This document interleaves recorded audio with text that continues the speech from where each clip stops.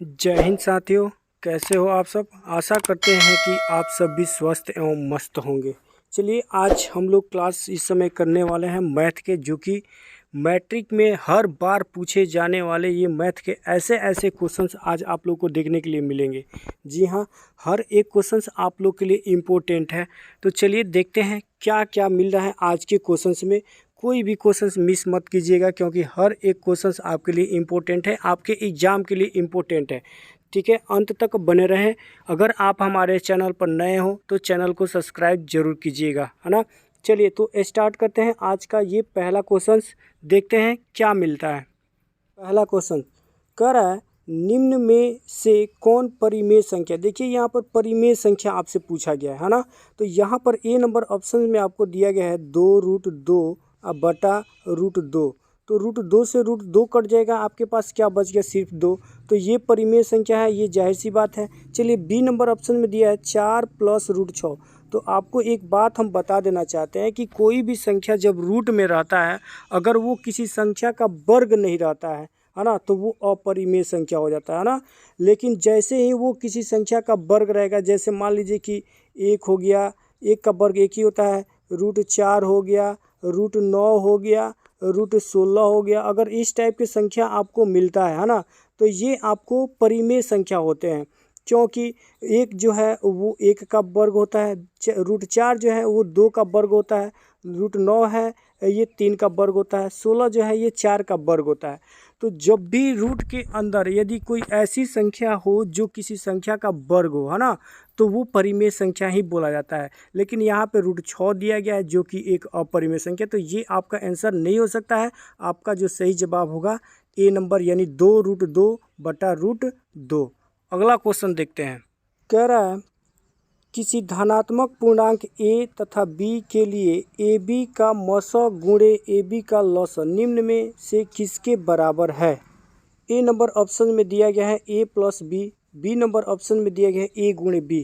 देखिए यहाँ पर लस जो निकालना है किसके बराबर, यानी मस गुणे लस, है ना। मस गुणे लस यहाँ पर आपसे पूछा गया, ये किसके बराबर होता है।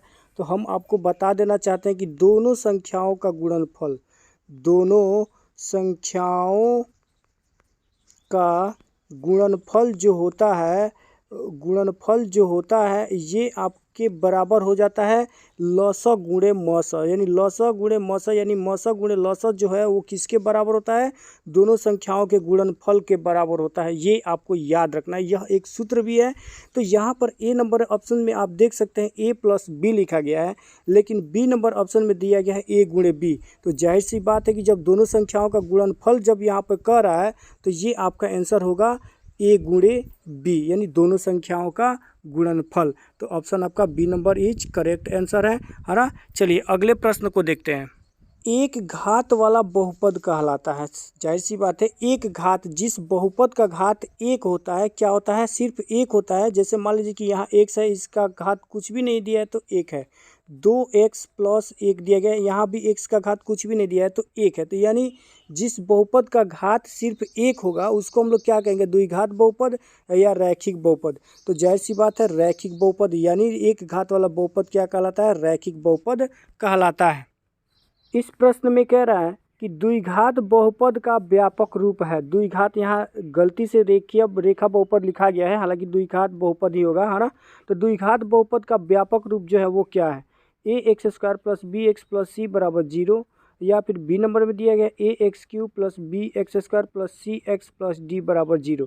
तो द्विघात बहुपद, तो जिस बहुपद का घात सबसे अधिक 2 हो उसे द्विघात बहुपद कहते हैं। तो ए नंबर जो आपका आंसर दिखाई दे रहा है वो बिल्कुल सही जवाब है, यानी ax² + bx + c = 0।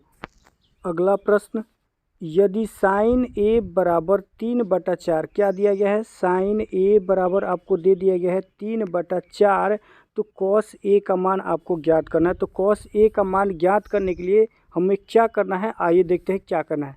sin a बराबर दे दिया गया 3/4, यानी लंब बटा कर्ण। लंब का मान दे दिया गया, कर्ण का मान दे दिया गया, आधार का मान ज्ञात कर लीजिए। आधार बराबर क्या होता है, यानी कर्ण स्क्वायर माइनस लंब स्क्वायर होता है, कर्ण स्क्वायर माइनस लंब स्क्वायर। तो ये हो जाएगा 16 का स्क्वायर यहाँ 16 का स्क्वायर हो जाएगा और माइनस हो जाएगा आपका 9, कितना हो जाएगा जी, √7 हो जाएगा। √7 आपको मिला है आधार का मान।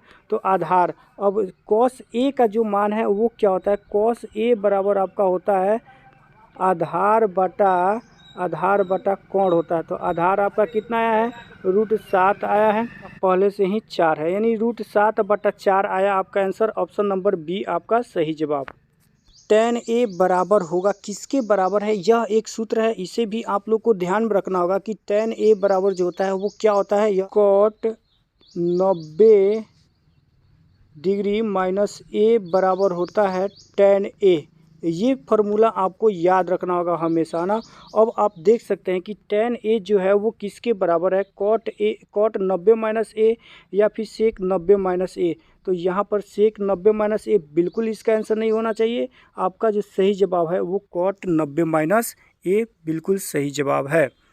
अगला प्रश्न में पूछा गया है किसी बिंदु की x अक्ष से दूरी उस बिंदु का कहलाती है। देखिए यहाँ पर एक हम लोग चार्ट बना लेते हैं और ये आपका x हो गया, x अक्ष हो गया, और ये आपका y अक्ष हो गया ना।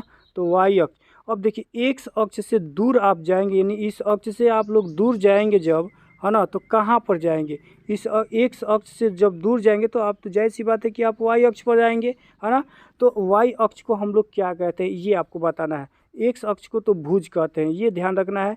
तो कोटि, बिल्कुल y अक्ष को हम लोग क्या कहते हैं, कोटि कहते हैं, जो कि आपको ऑप्शन बी नंबर में नज़र आ रहा है। यह बहुत ही आसान प्रश्न है, आप लोग देख पा रहे हैं अपने स्क्रीन पर, जो कि काफ़ी आसान क्वेश्चन यहाँ पर पूछा गया है। क्या कह रहा है आइए देखते हैं।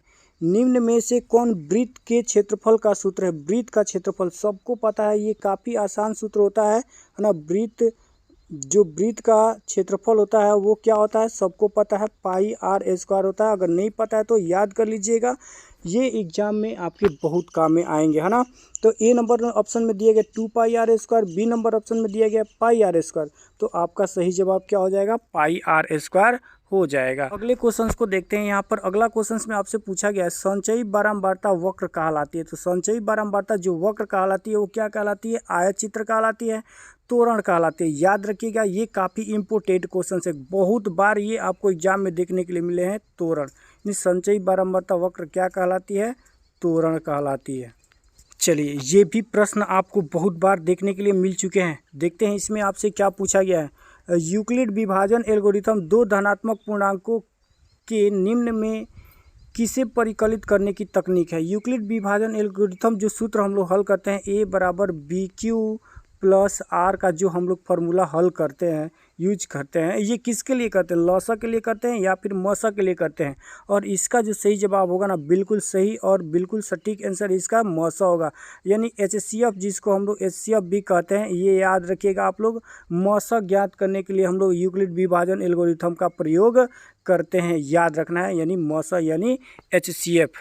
अगला प्रश्न, एक रैखिक समीकरण युग्म जिसका कोई हल नहीं होता है क्या कहलाता है, विरोधी या असंगत, संगत या विरोधी। देखिए यहाँ पे कह रहा है ना कि जिसका कोई हल नहीं होता है, यानी A1/A2 बराबर B1/B2 बराबर नहीं है C1/C2। अगर इस स्थिति में आपका ग्राफ आ रहा है ना, मान आ रहा है आपका, तो उस समय कोई हल नहीं होता है। अगर इस अनुपात में आपको अगर मिल जाता है समीकरण तो कोई हल नहीं होता। जब कोई हल नहीं होता है इस स्थिति में वह विरोध करता है, यानी वह असंगत होता है, यानी विरोधी और असंगत। संगत या विरोधी, ये तो बिल्कुल गलत जवाब है आपका। आपका जो सही आंसर है ए नंबर, यानी विरोधी या असंगत। यानी एक रैखिक समीकरण युग्म जिसका कोई हल नहीं होता है वो क्या कहलाता है, विरोधी या असंगत कहलाता है। अगले क्वेश्चंस को देखते हैं। अगला क्वेश्चन जो है ये आपको काफ़ी बार एग्जाम में देखने के लिए मिल चुका है और ध्यान में रखना है, ऐसे ऐसे प्रश्न बहुत बार पूछे जाते हैं ना। क्या कर रहा है, tan 45 का मान जो होता है वो क्या होता है, 0 होता है या फिर 1 होता है। तो tan 45 डिग्री का जो मान होता है ना, ये याद रखिएगा 1 होता है। कितना होता है, 1 होता है, जो कि आपको ऑप्शन बी में नज़र आ रहा होगा।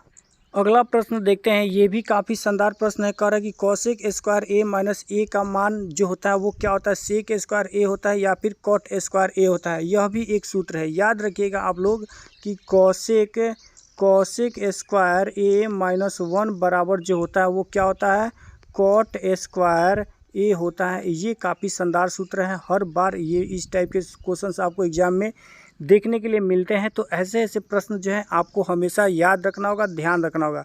यानी कॉसेक स्क्वायर ए माइनस होता है कॉट स्क्वायर ए। अगले प्रश्न को देखते हैं। अगले प्रश्न में बोला गया कि tan 26 बटा कॉट 64, यानी यहाँ पर आपसे पूछा गया है tan 26 डिग्री बटा कॉट 64 डिग्री का जो मान होता है वो कितना होता है। तो इसका मान 1 होता है ना। इसका मान कितना होता है, 1। यानी आप किसी एक को बदल दीजिए, या तो tan 26 को बदल लीजिए या फिर कॉट 64 को बदल लीजिए। किसी एक को बदलिएगा जब सूत्र पर, यानी इस सूत्र पे आप बैठा सकते हैं tan 90 डिग्री माइनस ए वाला सूत्र पे आप बैठा सकते हैं। तो इसका जो आंसर आएगा वो 1 आएगा। कितना आएगा, 1 आएगा। यानी tan 26 बटा कॉट 64 डिग्री का मान कितना हो जाएगा, 1 होगा।